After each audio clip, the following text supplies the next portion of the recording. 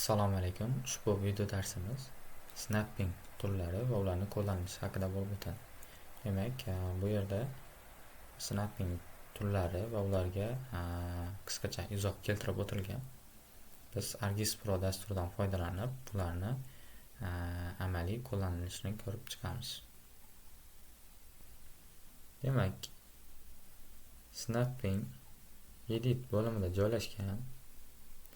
Ushbu holatda o'chirilgan va bitta bossak bu faol.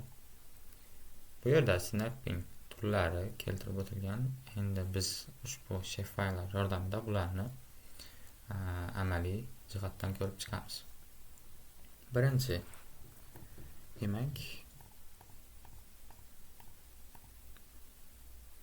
point, ushbu point snap mavjud bo'lgan point bitta nuqtaga boshqa nuqtani ustma-ust aniq joylashtirishda ishlatiladi.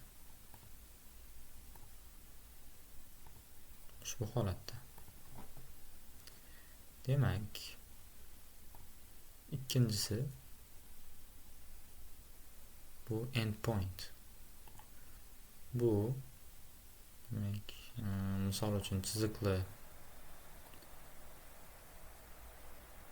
obyektga boshlang'ich va oxirgi nuqtalariga nuqtali obyektni joylashtirishda ishlatiladi.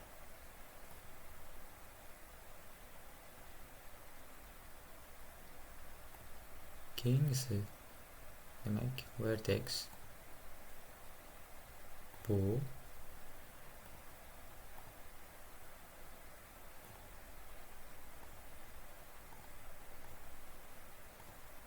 misol uchun ikkita poligon bor va bularni uchlaridan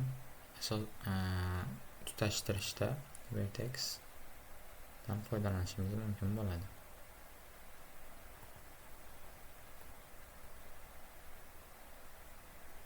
Edge. Bu demak misol uchun ikkita liniyani o'zaro tutashtirish yoki liniya bilan poligonni aniq tutashtirib chizishda ishlatishimiz mumkin.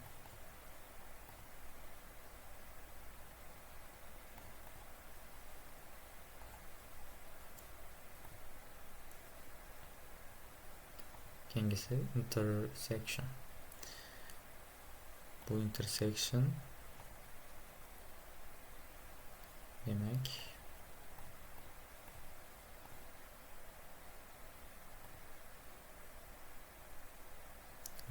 ikkita demak kesishgan yoki ulangan obyektlarga keyingi chizilayotgan obyektni ulashda ishlatishimiz mumkin.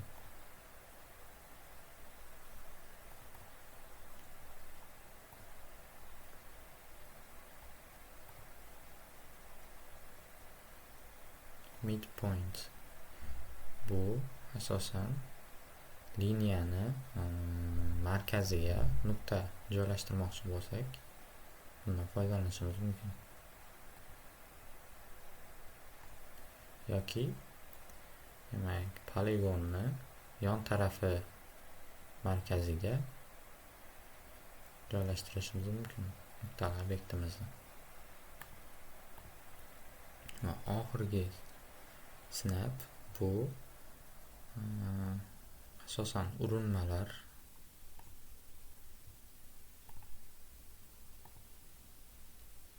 misol uchun bizda bunga urinma sifatida chizganimizda ushbu snappingdan foydalanishimiz mumkin.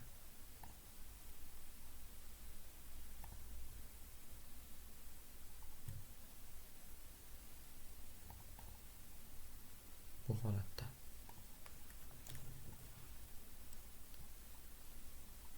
Endi snapping tolerance. Bu qiymat biz chizayotganimizda obyektlarni qanchalik uzoq yaqinligidan kelib chiqib ularni demak birlashtirish ko'rsatadi. Misol uchun biz buni qiymatni kichikroq qiymat yozsak, qachonki biz obyektlarimizni juda yaqin masofaga borganida u obyekt bir-biriga ulanadi.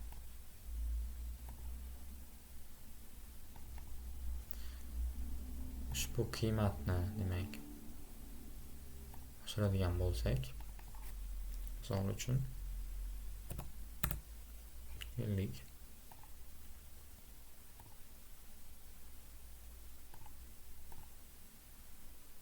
bu uzoq masofadan ham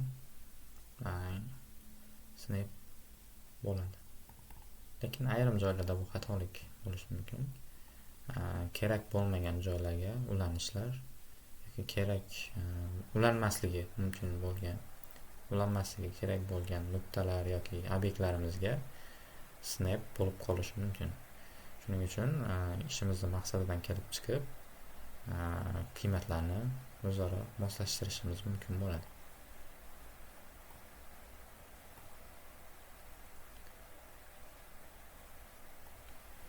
Umuman olganda snapping bu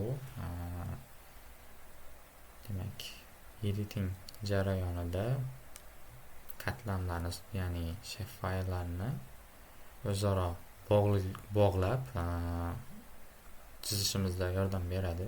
Bu asosan topologik xatoliklarni oldini olish va ish jarayonini tezlashtirish, demak obyektlarni o'zaro aloqadorligini bog'lashda demak foydalanishimiz mumkin. E'tiboringiz uchun rahmat.